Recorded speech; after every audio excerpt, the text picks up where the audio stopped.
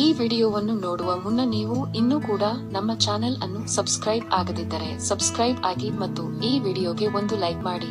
Hi friends, life line Kannada GK ಅಡ್ಡಾದ ಮತ್ತೊಂದು ವಿಡಿಯೋಗೆ ಸ್ವಾಗತ. ಲೈಂಗಿಕ ಜೀವನದಲ್ಲಿ ಕಾಮಾಸಕ್ತಿ ಕಡಿಮೆ ಮಾಡುವ ಆಹಾರಗಳಿವು.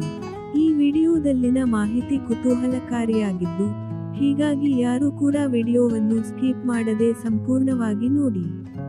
ಸ್ನೇಹಿತರೆ, ಒಂದು ವೇಳೆ ನೀವು ಮತ್ತು ನಿಮ್ಮ ಸಂಗಾತಿಯು ಹಾಸಿಗೆಯಲ್ಲಿ ಸರಿಯಾಗಿ ಆನಂದವನ್ನು ಪಡೆಯುತ್ತಿಲ್ಲವೆಂದಾದಲ್ಲಿ, ನೀವಿಬ್ಬರು ನಿಮ್ಮ ಜೀವನದ ಅತ್ಯಂತ ನಿಕೃಷ್ಟವಾದ ಲೈಂಗಿಕ ಜೀವನವನ್ನು ಅನುಭವಿಸುತ್ತಿದ್ದೀರಿ ಎಂದರ್ಥ.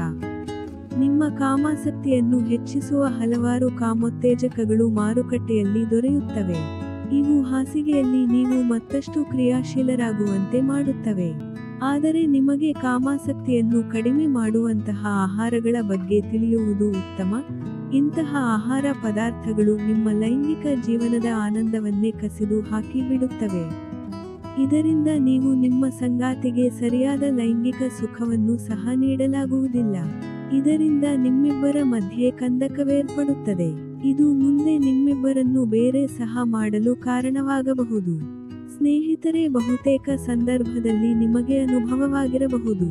ನಿಮಗೆ ಲೈಂಗಿಕ ಕ್ರಿಯೆಯಲ್ಲಿ ಭಾಗವಹಿಸಬೇಕೆಂಬ ಇಚ್ಛೆ ಇರುತ್ತದೆ, ಆದರೆ ನಿಮ್ಮ ಸಂಗಾತಿ ನಿಮಗೆ ಸಹಕರಿಸದೆ ದೂರ ಸರಿಯುತ್ತಾರೆ. ಕೆಲವೊಮ್ಮೆ ನಿಮಗಿಬ್ಬರಿಗೂ ಸಹ ಲೈಂಗಿಕ ಕ್ರಿಯೆಯಲ್ಲಿ ಭಾಗವಹಿಸುವ ಇಚ್ಛೆ ಇರುವುದಿಲ್ಲ. ಅದಕ್ಕಾಗಿ ನಿಮ್ಮ ಲೈಂಗಿಕ ಜೀವನದ ಮೇಲೆ ನಕಾರಾತ್ಮಕ ಪ್ರಭಾವ ಬೀರುವ ಆಹಾರ ಪದಾರ್ಥಗಳನ್ನು ದೂರವಿರಿಸಿ, ನಿಮ್ಮ ಕಾಮಾಸಕ್ತಿಯನ್ನು ಮತ್ತು ಲೈಂಗಿಕ ಜೀವನವನ್ನು ಕಾಯ್ದಿಟ್ಟುಕೊಳ್ಳಬೇಕಾದ ಅಗತ್ಯ ನಿಮಗೆ ಇದೆ ಎಂಬುದನ್ನು ನೆನಪಿಡಿ. ಈ ವಿಡಿಯೋದಲ್ಲಿ ನಾವು ನಿಮ್ಮ ಲೈಂಗಿಕ ಜೀವನದ ದೃಷ್ಟಿಯಿಂದ ದೂರವಿಡಬೇಕಾದ ಆಹಾರ ಪದಾರ್ಥಗಳ ಪಟ್ಟಿಯನ್ನು ನೀಡಿದ್ದೇವೆ.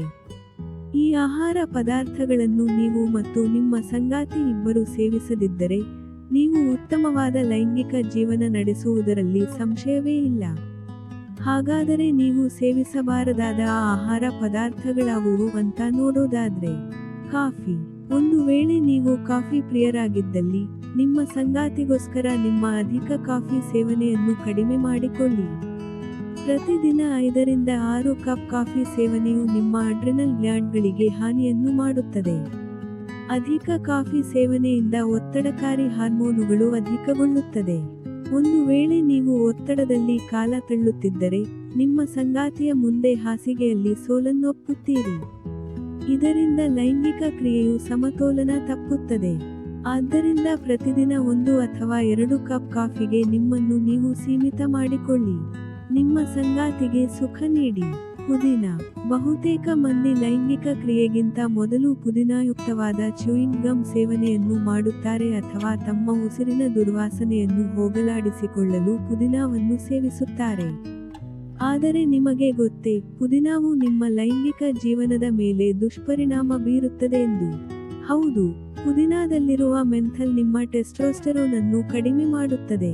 ಇದರಿಂದ ನೀವು ಹಾಸಿಗೆಯಲ್ಲಿ ಸರಿಯಾಗಿ ಸಾಮರ್ಥ್ಯ ತೋರಲು ಸಾಧ್ಯವಾಗುವುದಿಲ್ಲ. ಒಂದು ವೇಳೆ ಉಸಿರಿನ ದುರ್ವಾಸನೆಯಿಂದ ನಿಮಗೆ ಕಿರಿಕಿರಿಯಾಗುತ್ತಿದ್ದಲ್ಲಿ, ಒಂದು ಶುಂಠಿಯ ತುಂಡನ್ನು ಸೇವಿಸಿ. ಸೋಡಾಗಳು ಮತ್ತು ಕೋಲಾಗಳು. ಲೈಂಗಿಕ ದೌರ್ಬಲ್ಯಗಳಿಗೆ ಕಾರಣವಾಗುವ ಆಹಾರ ಪದಾರ್ಥಗಳಲ್ಲಿ ಸೋಡಾಗಳು ಸಹ ಸೇರಿವೆ. ಲೈಂಗಿಕ ಕ್ರಿಯೆಗೆ ಮೊದಲು ಇಂತಹ ಪಾನೀಯಗಳನ್ನು ಖಂಡಿತವಾಗಿ ಸೇವಿಸಬಾರದು. ನಿಮ್ಮ ಸಂಗಾತಿಯನ್ನು ಖುಷಿಪಡಿಸಲೆಂದು ಮಿತವಾಗಿ ಸಹ ಇದನ್ನು ಸೇವಿಸಲು ಹೋಗಬೇಡಿ. ಇವುಗಳ ಸೇವನೆಯಿಂದ ನಿರ್ಜಲೀಕರಣ, ಸ್ಥೂಲಕಾಯ ಮತ್ತು ದಂತ ಸಮಸ್ಯೆಗಳು ಕಂಡುಬರುತ್ತವೆ. ಹಾಗಾಗಿ ಇಂತಹ ಪಾನೀಯಗಳಿಂದ ಕಡ್ಡಾಯವಾಗಿ ದೂರವಿರಿ. ಇನ್ನು ಮದ್ಯಪಾನ.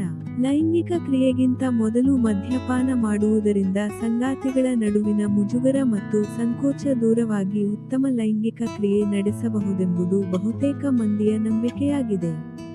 ಇನ್ನು ಕೆಲವರ ಪ್ರಕಾರ ಲೈಂಗಿಕ ಕ್ರಿಯೆಗಿಂತ ಮೊದಲು ಸ್ವಲ್ಪ ಪ್ರಮಾಣದ ಮದ್ಯಪಾನ ಮಾಡುವುದರಿಂದ ಅವರ ಲೈಂಗಿಕಾಸಕ್ತಿ ಹೆಚ್ಚುವುದರ ಜೊತೆಗೆ, ಹಾಸಿಗೆಯಲ್ಲಿ ಒಳ್ಳೆಯ ಸಾಮರ್ಥ್ಯವನ್ನು ಸಹ ತೋರಿಸಬಹುದಂತೆ. ಆದರೆ ಬಹುತೇಕ ಸಂದರ್ಭಗಳಲ್ಲಿ ಜನರು ಕೇವಲ 1 ಪೆಗ್ಗೆ ಮಾತ್ರ ತಮ್ಮ ಕುಡಿತವನ್ನು ನಿಲ್ಲಿಸುವುದಿಲ್ಲ. 3-4 ಪೆಗ್ ಏರಿಸಿದ ನಂತರ ಅವರು ತಮ್ಮ ಸಂಗಾತಿಯ ಜೊತೆಗೆ ಲೈಂಗಿಕ ಕ್ರಿಯೆಯಲ್ಲಿ ಪಾಲ್ಗೊಳ್ಳಬೇಕೆಂಬ ಇಚ್ಛೆ ಹೊರಟು ಹೋಗಿರುತ್ತದೆ. ಅಧಿಕ ಮದ್ಯಪಾನ ಸೇವನೆಯು ಖಿನ್ನತೆಗೆ ಕಾರಣವಾಗುತ್ತದೆ. ಜೊತೆಗೆ ಇದರಿಂದ ನಿಮಗೆ ಮಾನಸಿಕ ವ್ಯಾಧಿಗಳು ಬಾಧಿಸಬಹುದು. ಇದು ಗಂಡಸರಲ್ಲಿ ಟೆಸ್ಟೋಸ್ಟೆರೋನ್ನ ಉತ್ಪಾದನೆಯನ್ನು ಕಡಿಮೆ ಮಾಡುತ್ತದೆ. ಆದ್ದರಿಂದ ನಿಮ್ಮ ಸಂಗಾತಿಗೆ ಹಾಸಿಗೆಯಲ್ಲಿ ತೃಪ್ತಿ ನೀಡಲು ಸಾಧ್ಯವಾಗುವಷ್ಟರ ಮಟ್ಟಿಗೆ ಹಿತಮಿತವಾಗಿ ಮದ್ಯಪಾನ ಮಾಡಿ. ಮಾಡದೇ ಇದ್ದಲ್ಲಿ ಇನ್ನೂ ಉತ್ತಮ. ಸ್ನೇಹಿತರೆ, ನೋಡಿದ್ರಲ್ಲ, ಇದೇ ತರಹದ ಜೀವನಕ್ಕೆ ಉಪಯುಕ್ತವಾಗುವ ಮಾಹಿತಿಗಾಗಿ ನಮ್ಮ ಚಾನಲ್ ಸಬ್ಸ್ಕ್ರೈಬ್ ಮಾಡಿಕೊಳ್ಳಿ.